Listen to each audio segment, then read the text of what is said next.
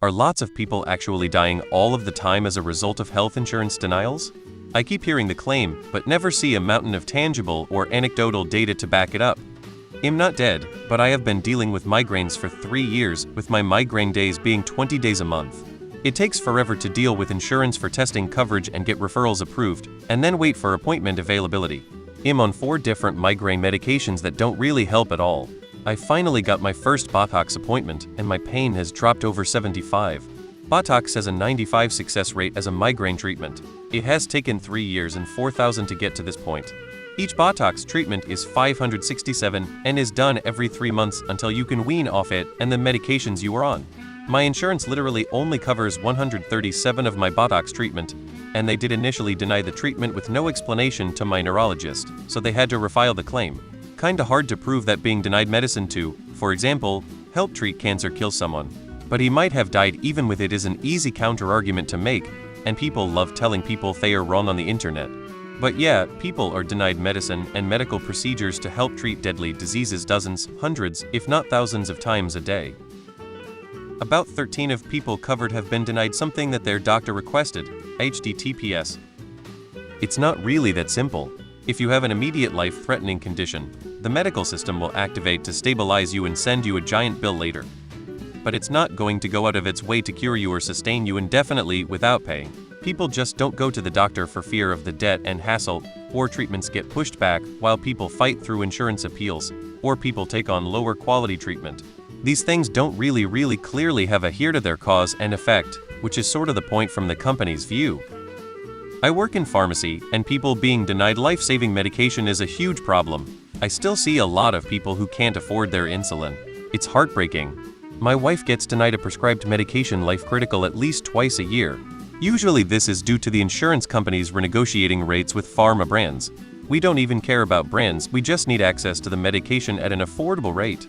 She spends hours on the phone every year trying to get approved, and then trying to find coupons or discount cards to make it affordable. If I delayed your treatment for 4 weeks, or required you to use a cheaper version of a drug and you die 2 months later, did my deny business model kill you? Very possibly yes, but haha, you can't prove it. Yes, but even more so due to people being unable to afford their copayments. If you cannot afford the copayment for the tests required to start treatment, you can never start treatment at all and just suffer and die instead. I will likely also die as a result of the for-profit US insurance-based healthcare system from preventable and treatable causes.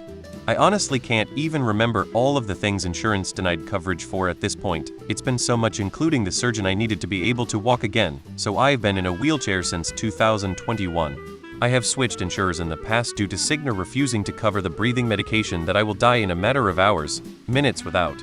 I have had ongoing, increasing digestion issues due to my insurers not covering my gastro medication and forcing me to switch to medication that is ineffective. The worst though is I could not afford the copayments for my colonoscopy and MRI years ago, so unable to start treatment for what could be life-threatening issues, and it looks like I will never be able to afford the copayments for those, so I will likely die of the untreated conditions as a result of copayment requirements.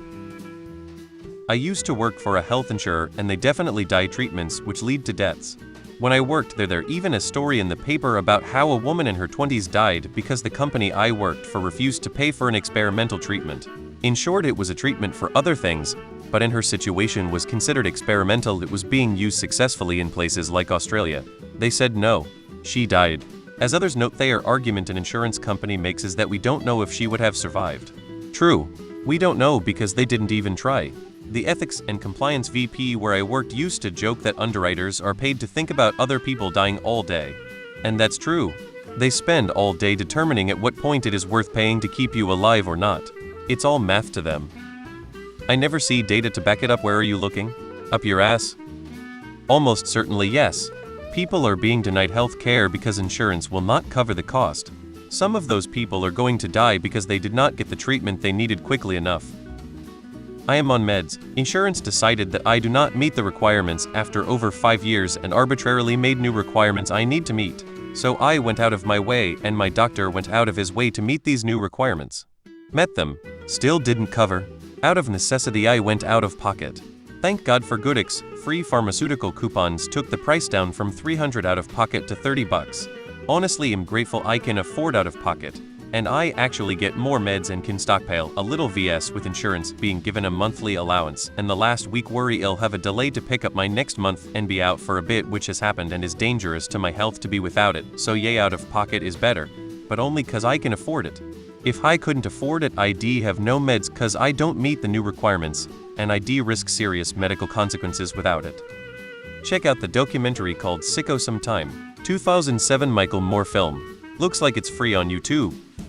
I get epidural steroid shots for 3 herniated discs. I started with 12 a year. Then insurance would only cover 6 a year. Last month they told me only 4. Will it kill me? No. Will it make me suffer pain for a savings to the insurance company of about 800 a year? Yes. Luckily I have the money to pay for it myself. But it sucks. I may try to fight with them over it. Is only time, right? I'm seeing a lot of these kinds of questions, and it seems like a pretty obvious astroturfing campaign to gaslight people into wondering if all that stuff Americans have seen from insurance companies really happened.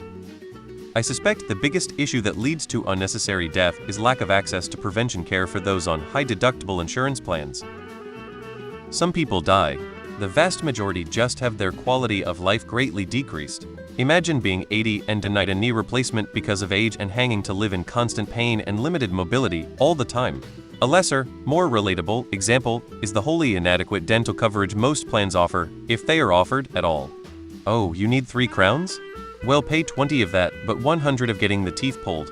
You don't really need to chew on that side, do you? I had to pay, out of pocket, $65 for a freaking cheap sling for my arm when I ruptured my bicep.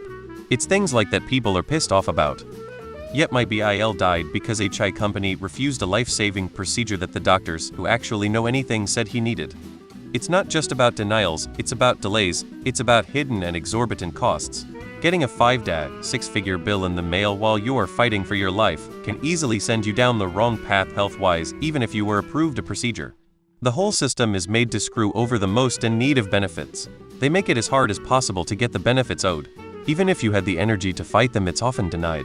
Why would you need evidence they are correlated? It's pretty clear when someone's doctor says they need a procedure and the insurance denies it, that it would not be a good thing for that person. Usually they have enough legal advice to not be a direct proximate cause. Usually it's indirect. Top example is annual insurance negotiations between insurance companies and hospitals. Every October, a bunch of people can't see their doctors anymore because the insurance companies and hospital systems can't agree on a price. Imagine a person with 5 chronic lifelong conditions having to change insurance every year. Next is something like, we want cover this scanned because there is no strong evidence, etc. gets appealed. Denied. Reappeal. Finally approved after 3 appeals. By that time half the people lose interest, don't have time for the game. It's really a strange system. Not sure how else to put it.